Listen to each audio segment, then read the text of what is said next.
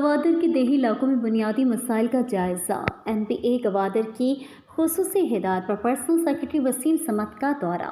NPA Gwadar کی خصوصی ہدایت پر ان کے پرسنل سیکرٹری وسیم سمد نے گوادر کے وسیع و عریض دیہی علاقہ دشت کا تفصیلی دورہ کیا، جہاں انہوں نے مختلف دیہاتوں کا رخ کیا اور مقامی مسائل کا گہرائی سے جائزہ لیا۔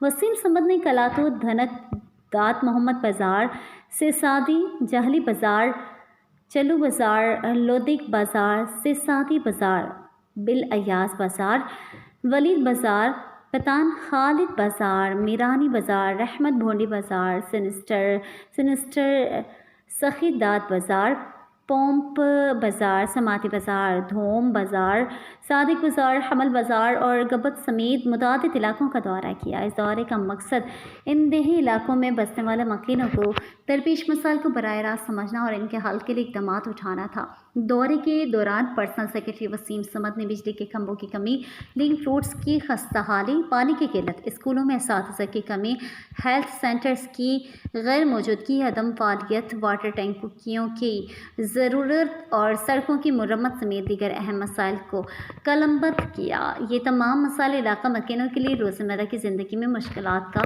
باعث بن رہے ہیں۔ اس موقع پر پرسنل سیکرٹری وسیم سمد نے مقامی ٹھیکیدار اور صالح ٹیکنو انٹرپرائزز کے مالک رؤوف شہزاد سے خصوصی درخواست کی، جس پر رؤوف شہزاد نے واٹر ٹینکرز کے ذریعے کئی دیہاتوں میں شدید آبی قلت کی صورتحال سے نمٹنے کے لیے پانی فراہم کیا۔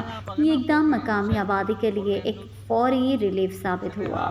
اس دورے کے دوران حق دو تحریک دشت کی ذمہ داران بھی وسیم سمد کے ہمراہ تھے، جنہوں نے انہیں مقامی مسائل سے آگاہ کرنے میں معاونت کی۔